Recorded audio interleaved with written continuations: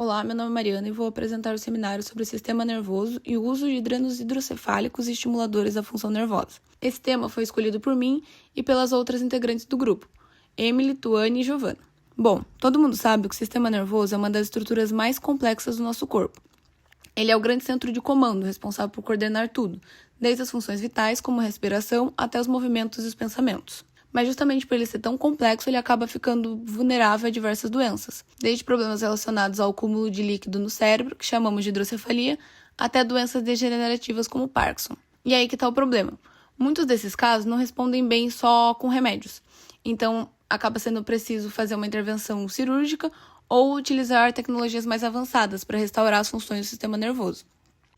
É aí que entra a engenharia de biomateriais, que desenvolve dispositivos que são capazes de interagir com o tecido nervoso de uma forma segura e eficaz. Hoje nós vamos focar em dois tipos principais de dispositivos, os drenos hidrocefálicos, ou chamados shunts, e os estimuladores de função nervosa, como os eletrodos usados no cérebro. Nós vamos falar sobre como eles evoluíram, quais são os materiais usados, os desafios e o que a ciência tem feito para poder melhorá-los. Vamos começar falando dos drenos hidrocefálicos.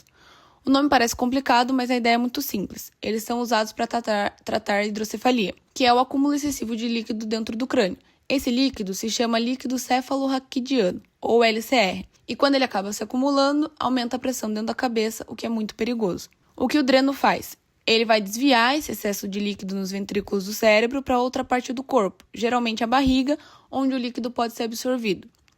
Esse sistema ele é formado por 3 partes. Um catéter ventricular, que fica dentro do cérebro, uma válvula que controla a pressão e o fluxo, e um catéter distal, que leva o líquido para fora. O material mais usado nesses catéteres é o silicone de grau médico, também chamado de PDMS. Esse silicone ele é usado porque ele é quimicamente estável, flexível e tem uma baixa toxicidade, ou seja, ele não vai envenenar o corpo. Mas ele também tem alguns problemas, que ele é hidrofóbico, ou seja, ele vai repelir a água e ele tem uma baixa energia de superfície. Esses dois pontos juntos acabam fazendo com que as proteínas do líquido cefalorraquidiano grudem na superfície do catéter e elas vão se acumulando e formando uma crosta. Aí vem algumas bactérias e se juntam formando um biofilme nessa superfície, que acaba sendo uma película viva que acaba entupindo o dreno. Além disso, com o tempo, o silicone ele pode sofrer a calcificação, ou seja, ele vai endurecer e perder elasticidade.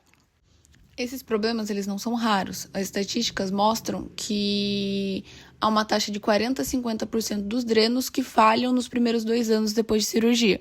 E a principal causa é exatamente essa obstrução que a gente acabou de falar.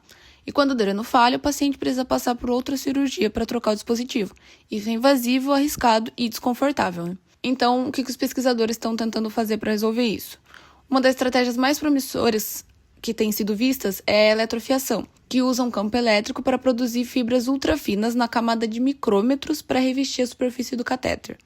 No estudo que a gente analisou, os cientistas usam poliuretano termoplástico, que é um outro tipo de polímero, para criar um tapete de fibra em volta do catéter de silicone. Esse tapete nanofibroso tem 2 vantagens grandes.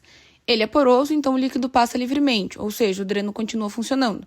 Mas ao mesmo tempo ele forma uma barreira física que impede as células e proteínas de grudarem. Resultado, o catéter ele fica mais resistente, mais estável e com menor risco de degradação. Agora vamos falar sobre os estimuladores da função nervosa. Esses dispositivos eles são o que a gente chama de bioeletrônica. Eles usam eletrodos implantados para enviar pequenos pulsos elétricos diretamente para a área específica do sistema nervoso. Isso já é usado na prática clínica para várias condições, como a doença de Parkinson, epilepsia refratária, dor crônica e até para implantes cocleares que acabam devolvendo a audição para pessoas com surdez neurosensorial. Historicamente, esses eletrodos eles são feitos de ligas de platina e irídio, porque são metais nobres, resistentes à corrosão e muito estáveis eletroquimicamente. Mas eles têm um problema também, que são rígidos, e o cérebro ele é mole e gelatinoso. E aí, se você for parar para pensar, quando você põe uma agulha rígida dentro de um tecido mole, o corpo não gosta. Então ele reage. E a reação do cérebro é chamada de gliose reativa, onde as células da glia, que são as células de suporte do sistema nervoso, acabam criando uma cápsula fibrosa ao redor do eletrodo. Essa cápsula, ela age como um isolante elétrico. E aí a impedância, que no caso é a dificuldade de passagem de corrente elétrica, ela acaba aumentando muito. Aí, para conseguir estimular um neurônio, você acaba precisando aplicar uma voltagem bem mais alta. E isso pode aquecer o tecido, causar reação química e até danificar o neurônio ao redor. Outra resposta biológica que pode acontecer é a degradação do próprio material, porque o dispositivo ele fica muito tempo dentro do corpo e em contato com o fluido biológico. Aí, com o passar do tempo, os íons e as moléculas eles vão penetrando na interface entre o metal e o polímero e acabam encapsulando o eletrodo. Um exemplo bastante estudado é o silicone PDMS, que acaba encapsulando o eletrodo metálico também. A difusão de fluido ao longo dessa interface ela começa um processo de corrosão, que acaba evoluindo para uma delaminação, ou seja, as camadas vão se separando, formando cavidades e perdendo isolamento elétrico. Isso é muito grave para dispositivo ativo, porque sem isolamento o sinal elétrico acaba se perdendo e o dispositivo vai parar de funcionar. O que os pesquisadores estão pensando sobre esse dispositivo, no caso? A grande aposta deles, atualmente, são materiais mais flexíveis e bioativos. Um dos grandes possíveis dispositivos seria o PEDOT PSS, que é um polímero condutor, e ele tem duas partes. O PEDOT, que conduz a eletricidade quase igual a um metal, e o PSS, que estabiliza o material e torna ele mais solúvel em água. Juntos, eles acabam formando um revestimento que, quando é aplicado sobre o eletrodo metálico, diminui bastante a impedância. Em alguns casos, até 20 vezes menos do que a platina pura. E aí, com isso, você consegue ter uma estimulação do neurônio com uma voltagem muito mais baixa e de uma forma muito mais segura e eficiente. Além disso, o PEDOT PSS ele é bem mais macio que o metal. Então, ele acaba diminuindo aquele problema de causar gliose reativa.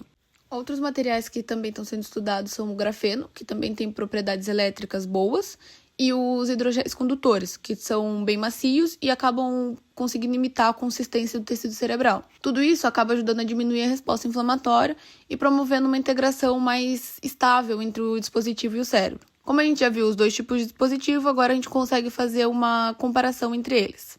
Bom, tanto os drenos quanto os estimuladores, eles precisam interagir com o sistema nervoso e acabam enfrentando o mesmo problema, que é a resposta biológica. Mas eles também apresentam desafios específicos que são bem diferentes.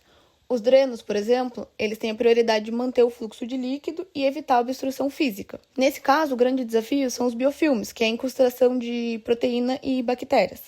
Já nos estimuladores, a prioridade é manter a comunicação elétrica e evitar o aumento da impedância. E nesse caso, o grande desafio é a cápsula fibrosa que isola o eletrodo. Isso mostra pra gente uma coisa muito importante. Não tem um material ideal para todas as aplicações. O que existe é um material certo para uma aplicação específica com as propriedades ajustadas para aquela aplicação. E no fim, o grande problema, a grande dificuldade dos dois acaba sendo a mesma, a resposta do corpo. A inflamação acaba virando uma falha mecânica nos drenos e uma falha funcional nos estimuladores. Para concluir, a gente viu que o desenvolvimento de biomateriais para o sistema nervoso precisa de um equilíbrio muito cuidadoso entre propriedades mecânicas, químicas e elétricas. A gente está deixando de utilizar materiais que eram apenas inertes, ou seja, não faziam mal, para inserir a utilização de materiais bioativos e biomiméticos, que acabam conseguindo conversar com o tecido e imitar a natureza. A integração entre a ciência dos materiais, a biologia e a engenharia estão trazendo coisas como superfícies nanoengenheiradas, polímeros funcionais e materiais inteligentes, com o objetivo de diminuir as taxas de falha e, principalmente, evitar que os pacientes precisem passar por cirurgias repetidas para trocar o dispositivo. Todos esses avanços eles são necessários para aumentar a eficácia dos tratamentos e também para melhorar a qualidade de vida dos pacientes com doenças neurológicas crônicas. Esse foi o nosso seminário. Muito obrigada pela atenção.